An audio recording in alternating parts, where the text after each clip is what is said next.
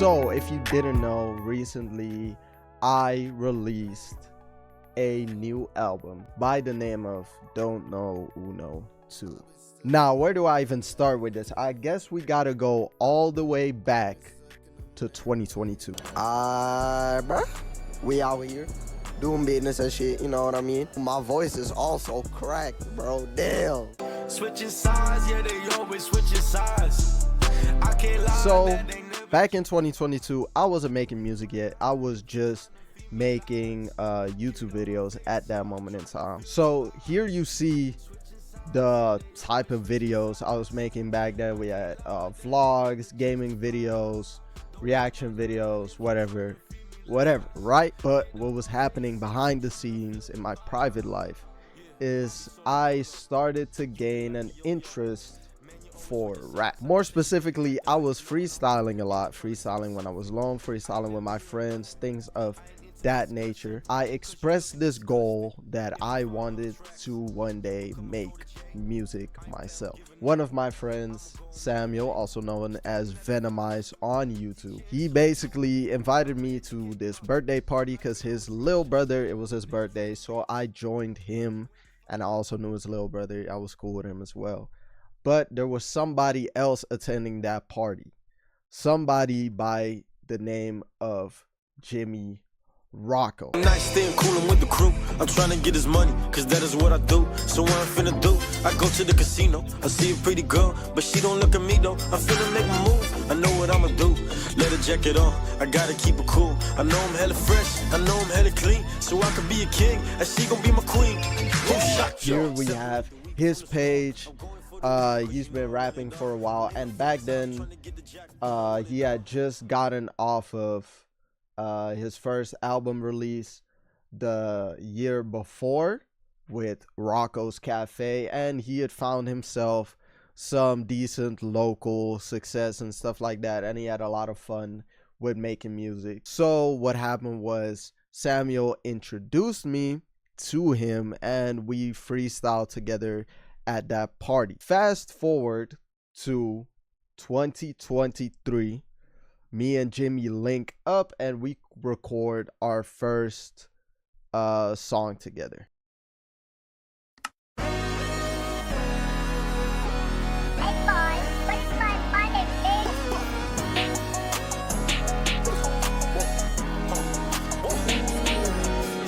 So our first song together, Run It Up. And I had a lot of fun performing this song and stuff like that, and this led up to my first project. Stack it up, you know that I gotta rack it up, you gotta back it up.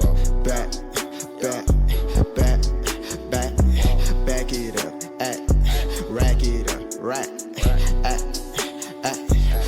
it up, stack it up. So here we have my first project, Don't Know Uno 1, whatever you want to call it. A short 5-track EP.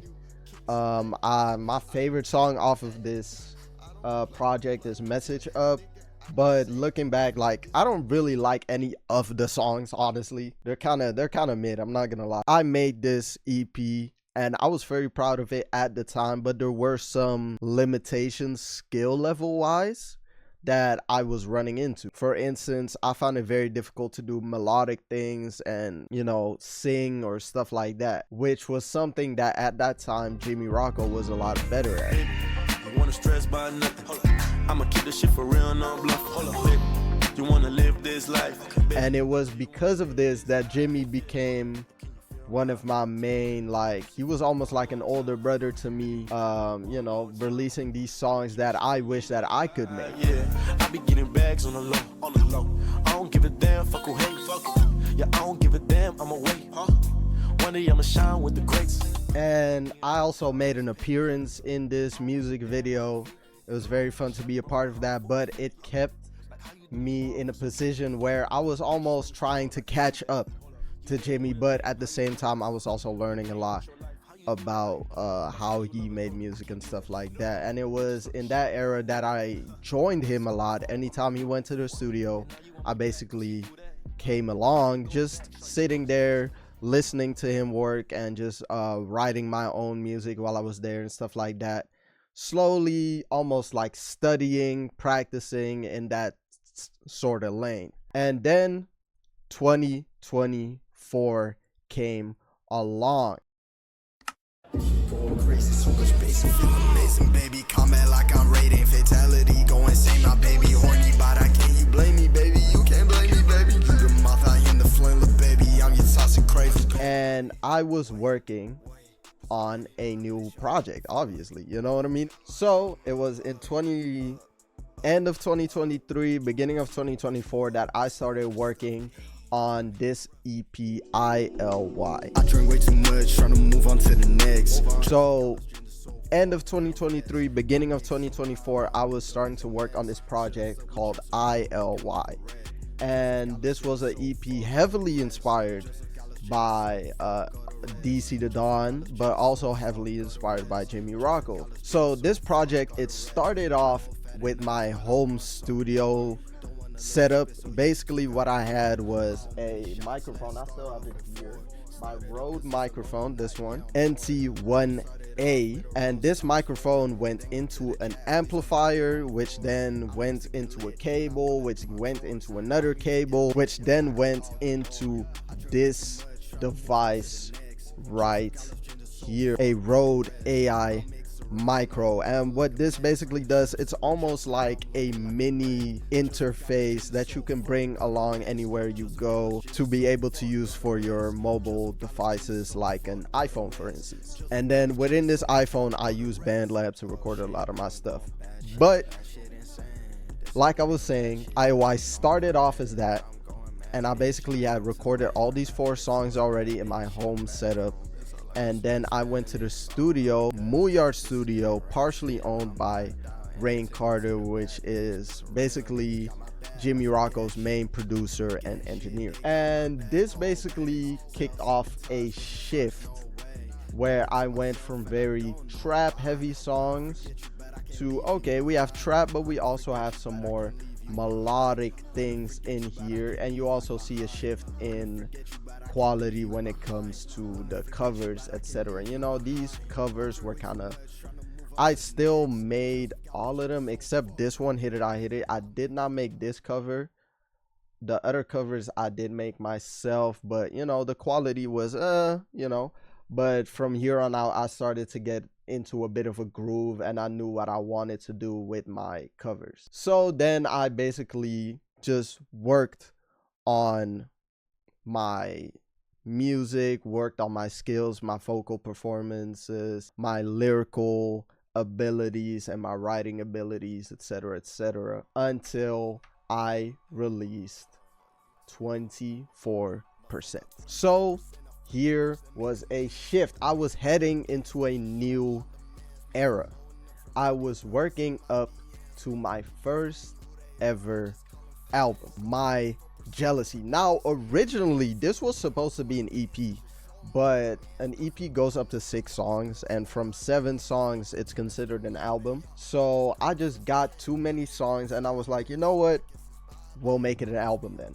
So here was my first ever album, My Jealousy, and we have a whole new style, a whole new direction. Obviously, you have 24%, which we already talked about, but you also had songs like Mood. I'd grown so much over the years, and people really appreciated this project for what it was at the time. A lot of these songs were actually recorded in my home studio, and I mixed them myself. So after that, I worked on the deluxe edition to kind of like fill up the album and have, you know what I'm saying, make the project a bit bigger. It was not very successful, but I love some of the songs that were on here, especially Pink New Drip. Pink new drip, hit the flow, then I just dip. Post it on my Instagram, now bitches wanna send. Post it on my TikTok, now the bitches wanna simp. Fuck that bitch for the bag, but she too ugly, got me limp. Now, along the way, when I was making all of these songs, all these projects, I was really focusing on my vocal performance. In the beginning, I was focusing a lot on my writing, but when that got to a level that I was satisfied with, I started focusing a lot more on the performance side, being able to do melodic things, being able to use my voice in different ways and stuff like that. But I think because of the big focus on my performance, I kind of lost what made some of my earlier lyrics special. So in the background, while all this was going on, I was working on my next album called Can I Move On, which released earlier this year. I'm not gonna lie, can you be honest with me too? That bitch is fraud like Travis Ice in the room. So sober up and tell me what you wanna do. What you wanna do? Can we start anew? Can we start anew? Cause we lacking honesty. Cause honestly, I feel stuck, I don't feel free. Cause honestly, we lacking honesty. We lacking honesty. And it is at this point where my performance part of songs got really good, honestly. But my writing became extremely simple. So I was extremely happy with my performance side of this album, and that's kind of all I could even see. I had a very different writing process at this time. I would write these songs without the instrumental, then bring it to my producer, and I would be like, yo, can you make a beat for these lyrics? You would make the beat, we would record the song in the studio for most of the song. And the big reason why I wanted to make this album, or what inspired me to make this album, was Jimmy Rocco, because at this point in time he was still working on a project that still hasn't released yet, by the way. God damn. He was working on this album together with Rain Carter, and I joined a lot of those studio sessions and I saw them work on that album a lot, and it inspired me to make my own. So I was extremely proud at this point of the songs that I had in my discography, and I was super proud of my album. And I just released Will Be Okay, Melanin, Lacking Honesty, things like that, and things were looking extremely good. And then what happened was not a lot, but there were a suspicious amount of people saying that Don't Know Uno, my first ever project, was their favorite out of all the works I had put out. And I could not comprehend why. I was like, bro, how? Because I will be honest, from a performance perspective, this is bad, bro. this is not a good project. You get what I'm saying? So I was like, yo, my performance has gotten so much better. There's so much more like emotion in these new tracks. But what I was missing is some of that creativity that I had within my writing. I was starting to work on that in the background. That's why you see since May, I've only had 4 singles and 1 album.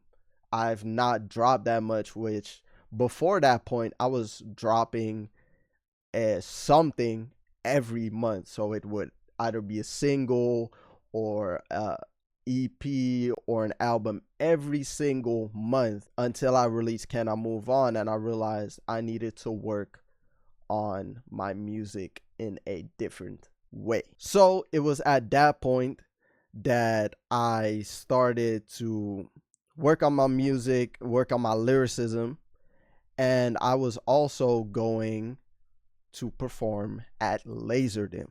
Basically, Laserdisc had a show in Amsterdam. I created this campaign event where I was making TikToks every day to hopefully perform as a supporting act, and I got the booking basically. So then I performed at Laserdisc, and I performed probably my best single and my best performing single I've ever released. 3, 2, 1, let's go! Fuck this one, smack her on the ass, nigga. Amnesia, she don't know my past, nigga. 2 fly hoes, they need a board pass. I'm not gonna lie, that day that I performed at Melkweg that day, probably the best day of my life yet, bro. There are gonna be better days, but so far, bro, that was high, bro. I'm not gonna lie, bro. That was an amazing day, and I love all the new people that came along on my journey from that day. You feel what I'm saying? So Amnesia was highly successful because I previewed it at the event, then I released it, I think, a couple days later. After that, my music started going in a bit of a different direction because I had found a new producer. And this producer went by the name of Jokes, who made the beat for Running Too Much. This song marked a bit of a shift. My writing had become different because I was focusing a lot more on the lyrical depth of my songs.